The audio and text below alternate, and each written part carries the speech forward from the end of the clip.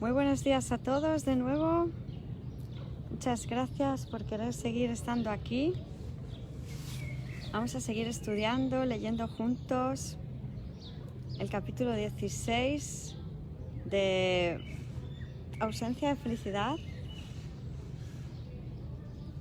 llamado Jesús, el camino, la verdad y la vida. Vamos a leer la parte correspondiente, a empezar a leer en la parte correspondiente del Catolicismo María, en la página 448. Y para ello vamos a hacer primero nuestra habitual invocación de la página 30, que dice así: estoy aquí únicamente para ser útil. Estoy aquí en representación de aquel que me envió. No tengo que preocuparme por lo que debo decir ni por lo que debo hacer, pues aquel que me envió me guiará. Me siento satisfecha de estar donde quiera que Él desee, porque sé que Él estará allí conmigo. Sanaré a medida que le permita enseñarme a sanar. Gracias, Maestro Jesús. Gracias, hermanos milagrosos.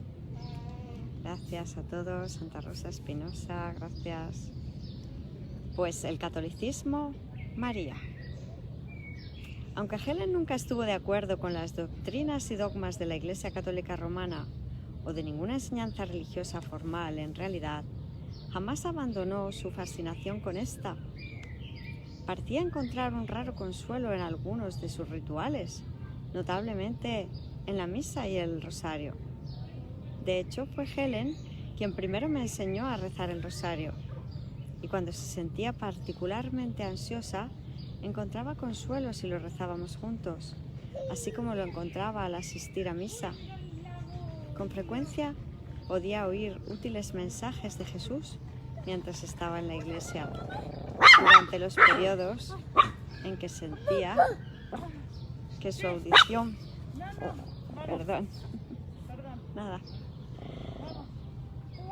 Con frecuencia podía oír útiles mensajes de Jesús mientras estaba en la iglesia, durante periodos en que sentía que su audición por lo demás estaba obstruida. Curiosamente, justo después que ella murió, Luis me pidió que sacara del apartamento, junto con el curso, 2 carpetas repletas de rosarios y medallas católicas acumuladas por Helen durante muchos años y ocultas en una gaveta del tocador. Helen y yo solíamos asistir a misa juntos, y una de sus iglesias favoritas era la antes mencionada iglesia de San Francisco, St. Francis Church, ubicada calle abajo al salir de la estación de Pensilvania en el centro de Manhattan. Cuando el clima del sábado era bueno, parte de nuestro ritual de por la tarde era ir a la iglesia de San Francisco y asistir a la misa mayor, la cual servía para cumplir con la obligación dominical de los católicos. Sin embargo, la ya discutida curiosa atracción que Helen sentía por la Iglesia Católica Romana desde su niñez no carecía de filos cortantes, pues Helen también odiaba a la Iglesia, en parte por esta no haber podido proveerle la paz que ella tan desesperadamente deseaba, y en parte además debido a la distorsión que la Iglesia había hecho de la persona de Jesús y de sus enseñanzas. En otro nivel, Helen reconocía la futilidad de buscar la salvación fuera de sí misma, mas continuamente trataba de negar este hecho al culpar a la Iglesia. Página 449. Por la inevitable decepción que sentía, este sentimiento de futilidad se puede ver en una de las cartas. Vamos a leer la última frase. En otro nivel, Helen reconocía la futilidad de buscar la salvación fuera de sí misma. Más continuamente trataba de negar este hecho al culpar a la Iglesia por la inevitable decepción que sentía. Este sentimiento de futilidad se puede ver en una de las cartas que me escribió mientras yo estaba en Israel. Véase antes, página 372.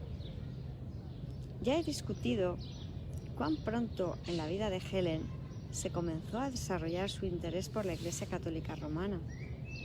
Si bien esta atracción, como hemos mencionado, claramente servía al propósito defensivo o de distraer su mente, ciertamente había muchas otras formas en el mundo que ella podía haber escogido. Y por consiguiente, no estaría mal asesorado si descartara el interés de Helen simplemente como una parte de la armadura de su carácter neurótico. La Iglesia era un buen vehículo para permanecer cerca del contenido de la mente de Helen, el amor y la devoción a Jesús, y al mismo tiempo le proveía las formas a través de las cuales ella podía, paradójicamente, defenderse de este amor y no identificarse con él mismo. Helen iba a la iglesia con mucha frecuencia en su vida y durante ciertos periodos solía asistir diariamente a misa, hacer novenas, una serie de 9 rosarios recitados con la intención de una petición específica, y a menudo rezaba el rosario. Incluso cargaba en su cartera un rosario de bolsillo, lo cual le permitía rezar el rosario mientras caminaba, viajaba en autobús o en taxi, aun cuando Luis estaba presente, pues nadie podía ver la actividad de sus manos dentro del bolsillo, otro de los secretos que ella le ocultaba al mundo. Además, Helen conocía la Biblia muy bien y podía citar pasajes de la misma tan fácilmente como podía citar a Shakespeare. Por supuesto, estaba más familiarizada con el Nuevo Testamento, pero también estaba en su elemento con los más renombrados libros y versos del Antiguo Testamento, especialmente Isaías y los Salmos. Como era de esperarse, en un nivel, la atracción que Helen sentía por la Biblia se debía al hermoso lenguaje isabelino de la versión King James, la única traducción que ella conocía. En otro nivel, la Biblia, las profecías del Antiguo Testamento que se supone que estuviesen relacionadas con Jesús, y el Nuevo Testamento, era el llamado testimonio que relataba acontecimientos de Jesús y por lo tanto ahí radicaba la atracción subyacente de ella por la Biblia. Al mismo tiempo, por supuesto, su relación de amor-odio con Jesús, por no decir con el cristianismo tradicional, se proyectaba sobre sus libros. Por eso para Helen, la Biblia era una obra maestra literaria, así como un recordatorio simbólico de Jesús, por lo cual la sometía a la misma ambivalencia que sentía por él. Página 450. El lado negativo de su ambivalencia hacia la Biblia y hacia el cristianismo, o hacia la Iglesia Católica Romana, repito la frase. El lado negativo de su ambivalencia hacia la Biblia y hacia el cristianismo o hacia la Iglesia Católica Romana no siempre era evidente. Sin embargo, recuerdo una vez que sí lo fue. Helen me estaba ayudando a editar mi folleto Christian Psychology in a Course in Miracles, Psicología Cristiana en un Curso de Milagros. Este folleto se escribió en 1977 para ayudar a los cristianos identificados a salvar la brecha entre su entendimiento religioso y el curso. Así pues, con frecuencia, citaba la Biblia al explicar los principios del curso y se refería también a algunas creencias cristianas tradicionales. Una sección del folleto consistía en reexaminar citas del Nuevo Testamento a la luz de las enseñanzas del curso. Raras veces yo había visto a Helen tan furiosa. La lectura de estos pasajes suscitó tanta ira en ella que era impresionante incluso para mí, que con frecuencia ya había visto a Helen en su peor momento. Toda la ira reprimida contra la Iglesia, las cuales daban a entender que enseñaba el Evangelio de Jesús, sin embargo, en verdad, lo corrompían, se inflamó. Este no era un asunto con el cual Helen se relacionaba generalmente, pero obviamente estaba ahí. Más profundo aún, por supuesto, estaba la propia culpa de Helen por tampoco haberle sido fiel a Jesús. La desilusión, la ira y el odio hacia Jesús por sus promesas no cumplidas, que generalmente Helen ocultaba bajo la superficie, aunque apenas. De pronto se inflamó salvajemente y ella lo atacó ferozmente por no haber cumplido su palabra. Asimismo, la Iglesia, aunque un poco de manera secundaria, recibió su parte de abuso por su confusión de forma y contenido, con el cual atrapaba a sus creyentes en una telaraña de rituales y dogma. Estos sentimientos expresados hacia Jesús no eran demasiado distintos de lo que encontramos en algunos de los poemas de Helen, los cuales discuto posteriormente en este capítulo, aunque a estos sentimientos les faltaba la expresión más controlada que está contenida en esta poesía. Su ira, en esta ocasión, incluso la mantuvo despierta durante toda la noche. Me informó Helen más tarde, puesto que ella no podía calmar su mente herida y vengativa.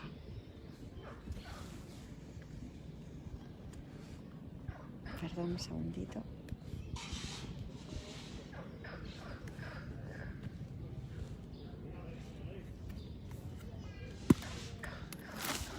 Que me parece que estamos a la sombra, pues no nos hace falta paraguas.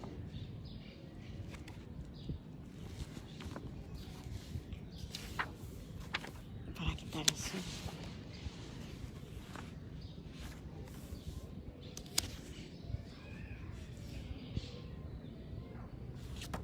Y estábamos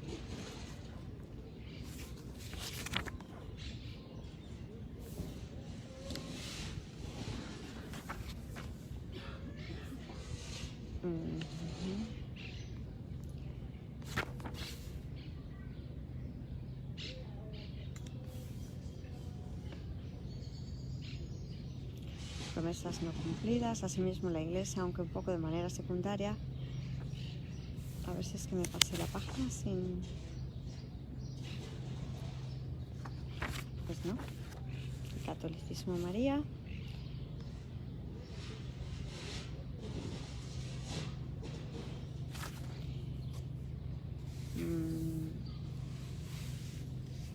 Hacia el final de la página 450.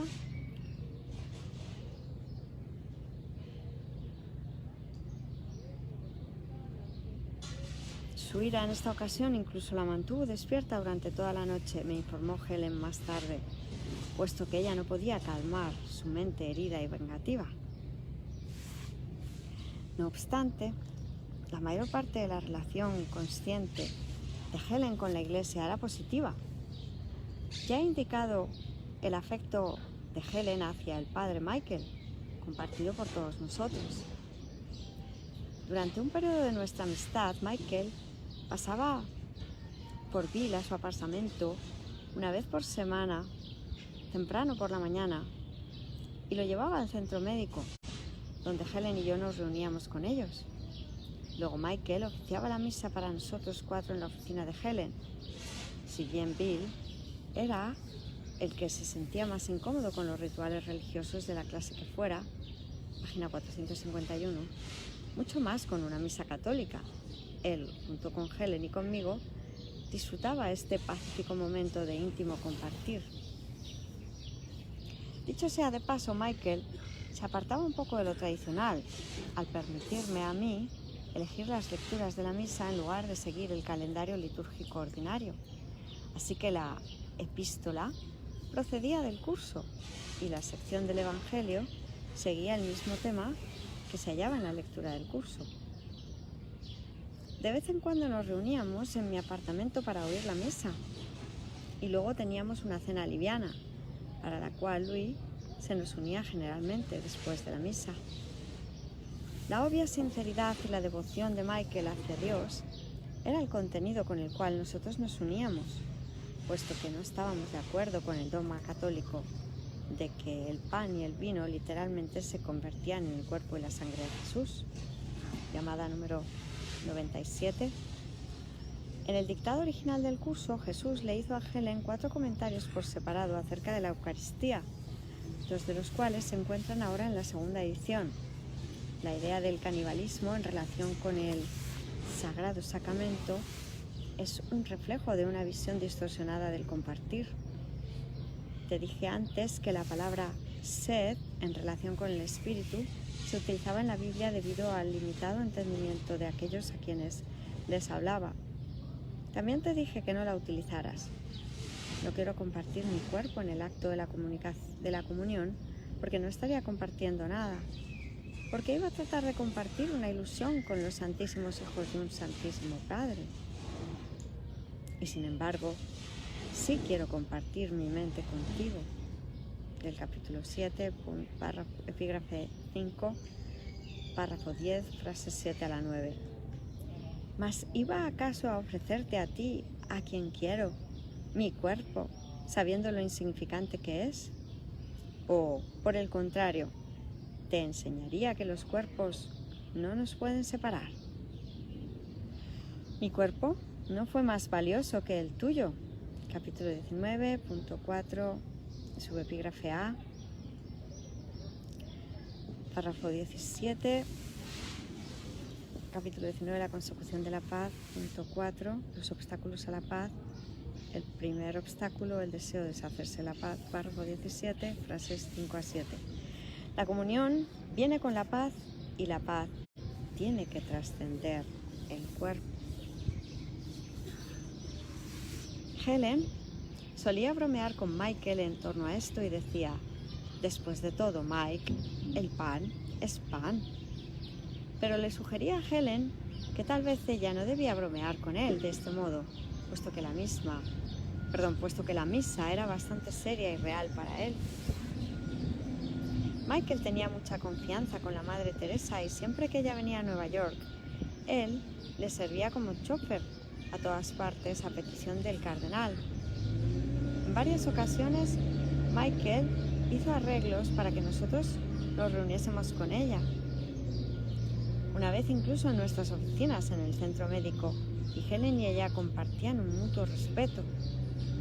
La Madre Teresa se sintió particularmente impresionada por el trabajo que Helen realizaba con los niños retrasados y de manera asertiva le dijo a Helen un invierno que el año próximo ella, Helen, estaría en la India prestando sus talentos a beneficio de los niños pobres.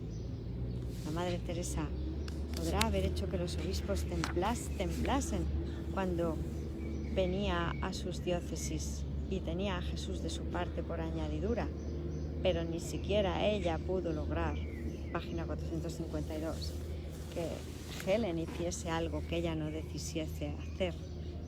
Ni Jesús tampoco pudo lograrlo, como lo hemos visto. Así pues, hasta los santos pueden equivocarse. Bueno, pues como vemos, este comentario de San Kenneth Wapnick hay que entenderlo porque santos somos todos, ¿verdad? Y nos equivocamos simplemente cuando no hacemos caso de nuestra mente correcta, sino que precisamente hacemos todo lo contrario, y a quien hacemos caso es al ego. Seguimos leyendo, página 452. A tono con su identificación psicológica como católica, Helen tenía una exaltada opinión de los sacerdotes y de las monjas y creía mágicamente que ellos estaban más adelantados espiritualmente que los demás, simplemente por virtud de sus vocaciones. Su experiencia con este grupo le ofreció muchas oportunidades de ver lo opuesto. Sin embargo, en un nivel, por lo menos, ella jamás abandonó esta ingenua posición. Esta actitud anómala, en otro respecto, dada la gran sabiduría mundana de Helen, sin mencionar su sabiduría procedente de otro mundo, tenía sentido a la luz de la sustitución que Helen hacía del contenido por la forma de la vida religiosa en lugar del contenido del amor de Dios. Bueno, de todas formas, como vemos, esto también es un comentario de San Kenneth Wapnick, y podemos ver, a mí lo que me viene aquí ahora es que no iba tan desencaminada Santa Helen. No quiere decir que no hubiera muchos ilusorios sacerdotes o monjas que no se equivocaran. Claro que sí, como todos nos hemos podido aparentemente equivocar al querer poder venir aquí. Pero sí que es verdad que si alguien decide dedicarle su vida a Dios, ciertamente, seguramente, sus inclinaciones están muy bien direccionadas. Luego, su nivel de apertura mental, por lo general, pues parece que debe ser elevado. Seguimos leyendo. Y por eso a ella le gusta conocer a las monjas y sacerdotes con quienes yo trabajaba, muchos de los que sí expresaban dedicación y compromiso con Dios, lo cual se reflejaba en la forma de sus vidas. Ocasionalmente Helen me acompañaba a los conventos donde yo daba una charla y les proveía consejo a las hermanas, y obviamente disfrutaba estar con personas que ella creía que habían hecho un compromiso el cual ella conscientemente tenía mucho miedo de hacer. Pues ahí estamos. En lo que está comentando San Kenneth Wapnick, realmente no se está teniendo en cuenta ese compromiso, ¿no?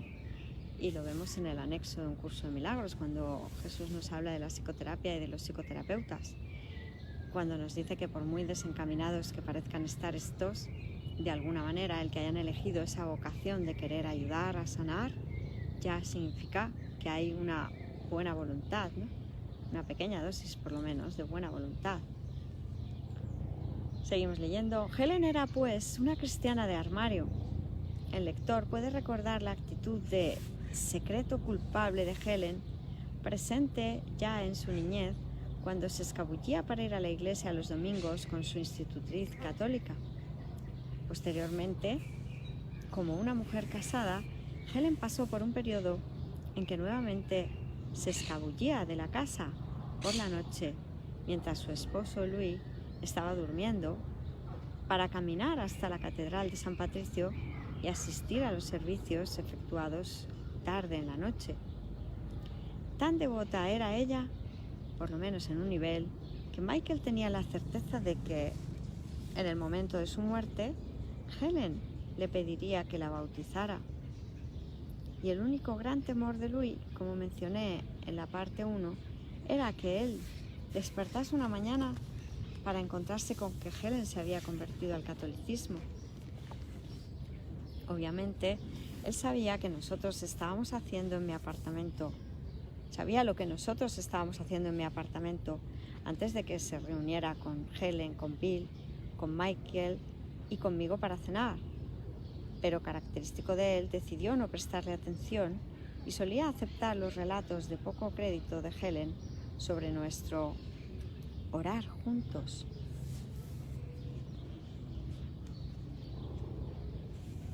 Página 453. Además, estaba la afinidad de Helen con María, llamada la Santísima Madre por la Iglesia Católica. Si bien Helen jamás se sentía tímida sobre el compartir sus sentimientos de ira hacia Jesús o incluso hacia Dios, yo jamás la oí decir nada negativo acerca de María. De hecho, apenas hablaba sobre ella en absoluto. Y sin embargo, no había duda alguna sobre una fuerte atracción subyacente hacia la Madre de Jesús, considerada por los católicos como la más santa de todas las mujeres.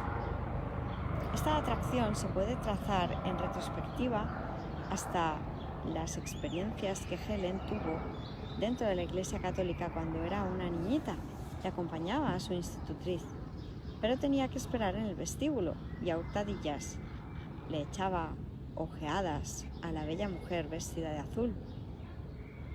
La experiencia que tuvo del milagro de Dios ocurrió en Lourdes cuando ella tenía 12 años, en el lugar donde María se le apareció a la pequeña Bernadette en 1858.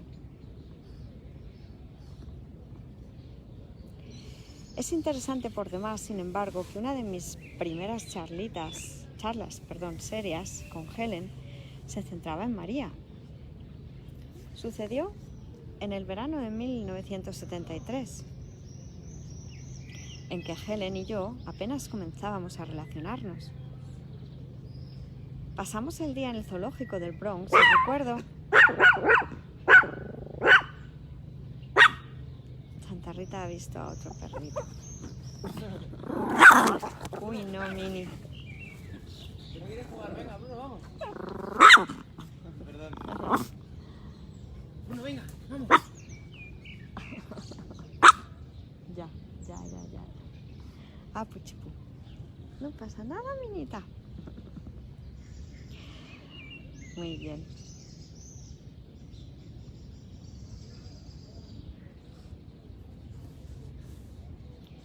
Estábamos diciendo...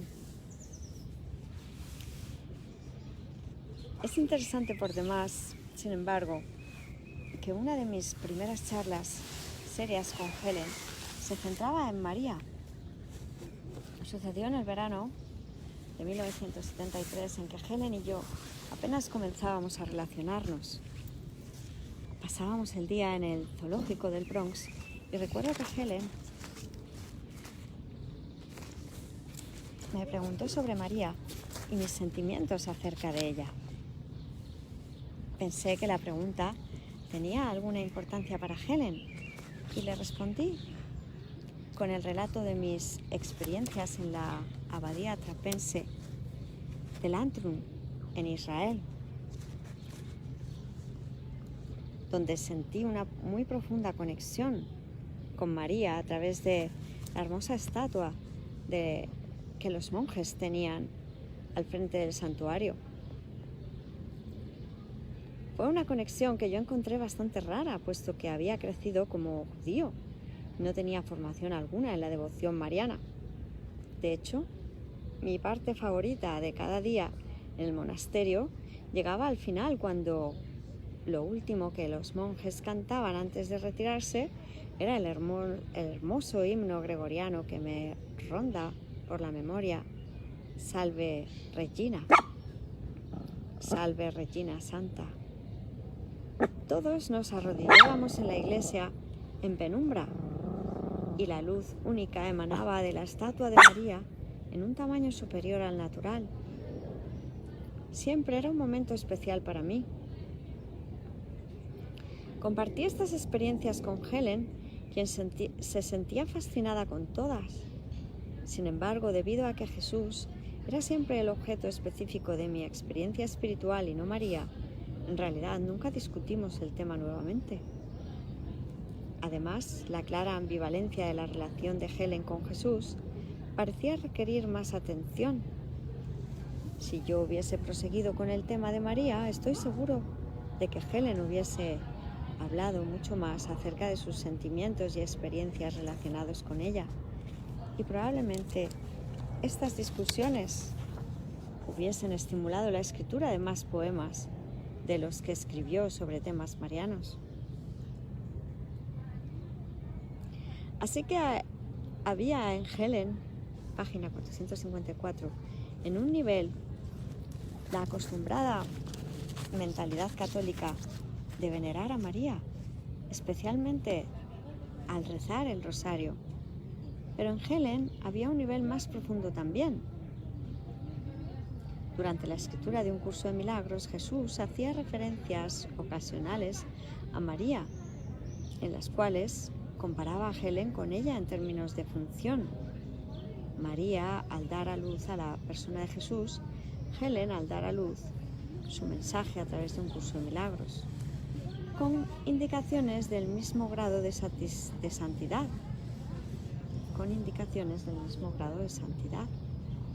En un corto mensaje especial para Helen, probablemente dictado en 1978, Jesús comenzaba con las palabras: paz, madre. Siempre estuvo claro para Helen, dicho sea de paso, que de ninguna manera ella era una encarnación de María. Ella sabía que Jesús se estaba refiriendo al contenido, no a la forma.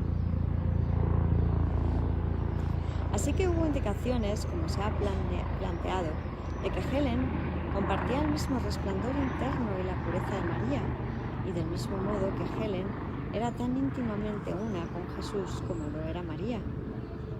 Y por lo tanto podemos decir que la figura de María, la Madre de Jesús, no solo sería comparable, sino idéntica en contenido a la antigua sacerdotisa de la visión de Helen, la mente del Hijo de Dios. Perdón, a la visión de Helen. Punto. Repito la frase. Y por lo tanto podemos decir que la figura de María, la Madre de Jesús, no solo sería comparable, sino idéntica en contenido a la antigua sacerdotisa de la visión de Helen.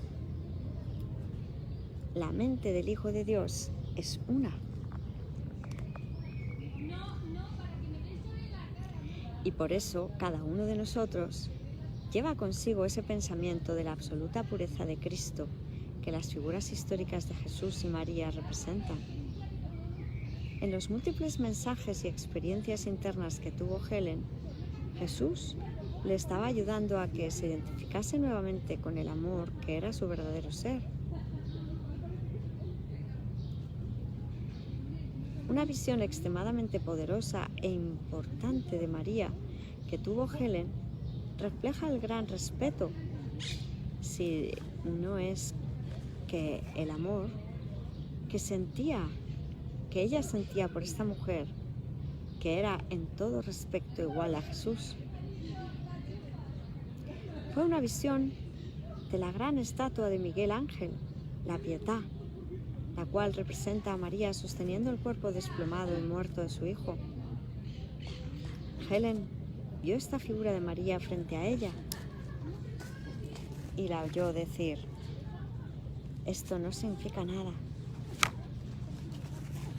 Y la profundidad del amor y de la conciencia espiritual que le permitiría a una madre pronunciar esas palabras y decirlas plenamente de corazón.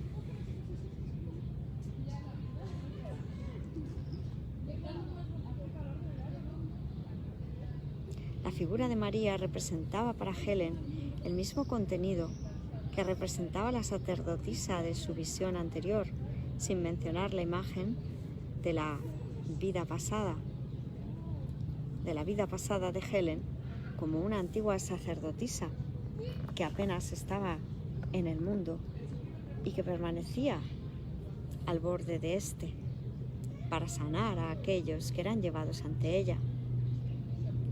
Creo que es acertado decir que para Helen, María representaba un ser que compartía la misma mente rarificada que compartía Jesús, y que, página 455, probablemente era una de las muy pocas que verdaderamente comprendía este mensaje. Era una mente, como discutiré en el epílogo, que en otro nivel también Helen compartía. Es una mente, como discutiré en el epílogo, que en otro nivel también Helen compartía. De igual manera, varios poemas hacen referencia a María, aunque algunos de los mismos son admisiblemente extrañas referencias, por decirlo menos. El primero de estos, Madre del Mundo, se escribió el 23 de febrero de 1974, junto con otros dos poemas que se relacionaban con Jesús. Originalmente Helen llamó el poema Madre de la Tierra, pero posteriormente nos dimos cuenta de que las connotaciones paganas no armonizaban con el poema.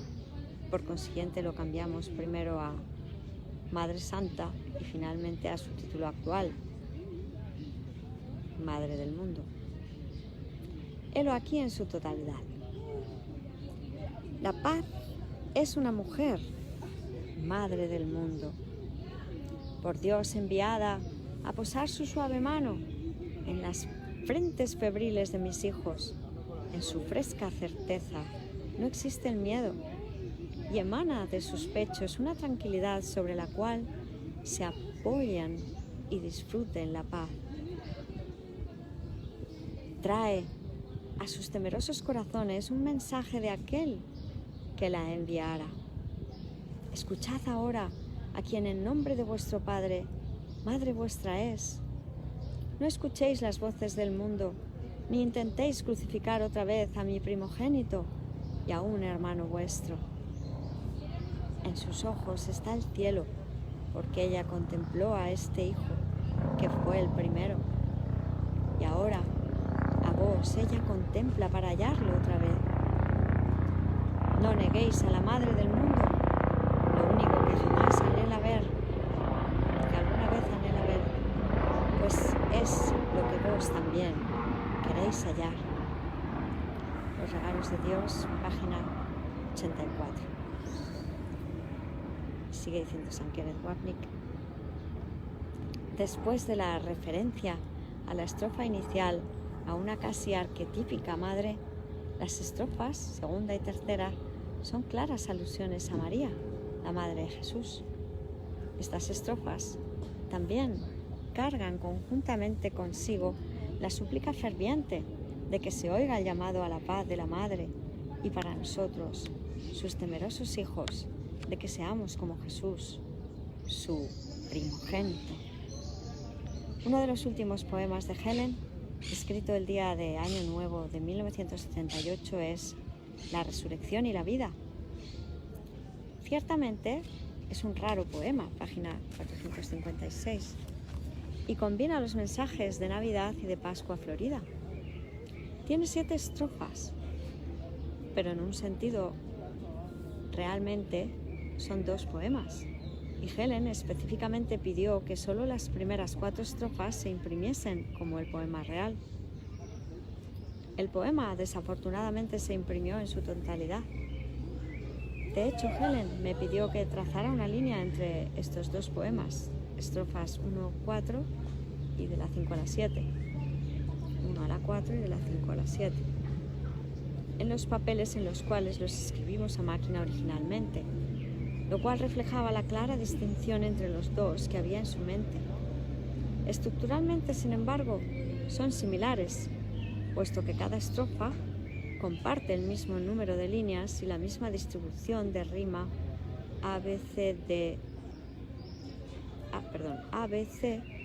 B de B. Este primer poema es un hermoso mensaje de Navidad y de Pascua Florida, como se ve en la segunda estrofa. Tan quedó el nacimiento que vos no comprendiste quién llegó a vos. A vuestros ojos aterrados, el Señor de la luz y de la vida les parece fallar en sus promesas de gracia celestial y ha extirpado para siempre en la cruz. Y ha expirado para siempre en la cruz. No podéis contemplar al niño de la esperanza en un pesebre cobijado. Los regalos de Dios, página 100. Y sigue diciendo San Kenneth Wapnick. Y termina con esta exhortación a Helen, a que Helen contemple la vida resucitada de Jesús. Entonces, contémplalo otra vez y únete a su bendición. Todo se ha consumado.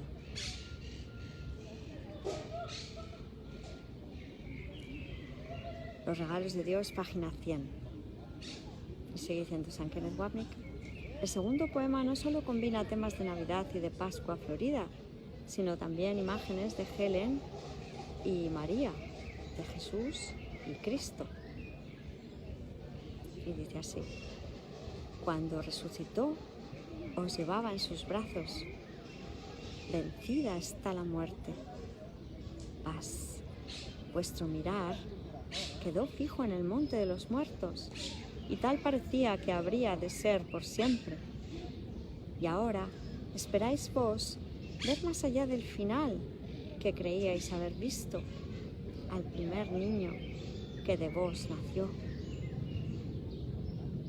En este niño que regresa, pensad. Él es el Hijo, aquel que pareció morir. A vos ofrece Él la maternidad que la sombra de la cruz pareció arrebatar. Lo que en torno a la cruz logró crecer, las azucenas del renacer. Aceptadlo de nuevo al inmortal, el Hijo Santo, que solías conocer. Página 457. No veáis un final donde el comienzo está, ni sombra en la luz solar. Vos que vinisteis a llorar, recordad ahora la antigua canción del nacer. A un lado, haced las usadas señales del pesar de las madres sin hijos. A un lado, haced las usadas señales del pesar de las madres sin hijos. Hasta Él, alzad vuestro corazón, pues un niño os ha nacido una vez más. Los regalos de Dios, páginas de la 100 a la 101. Sigue diciendo San Kenneth Wapnick: este poema hacía que Helen se sintiese muy incómoda, al igual que el compañero de este, madre del mundo. Era una incomodidad nacida del miedo del ego al ser más allá del cielo y Helen, y el ser identificado con la sacerdotisa, y aquí con María. El llamado de la poesía era a que Helen se identificase con este ser y que recordase que dentro de su mente santa había vuelto a nacer el santo niño de Cristo. Pues hermanos milagrosos, lo vamos a dejar aquí por hoy. Estamos en la página 457. Muchísimas gracias. Una bendición compartir. Nos volveremos a ver a las ilusorias 3:30 para seguir entre los principios 48 y 49 con las notas originales. Gracias, bendiciones, todo el amor.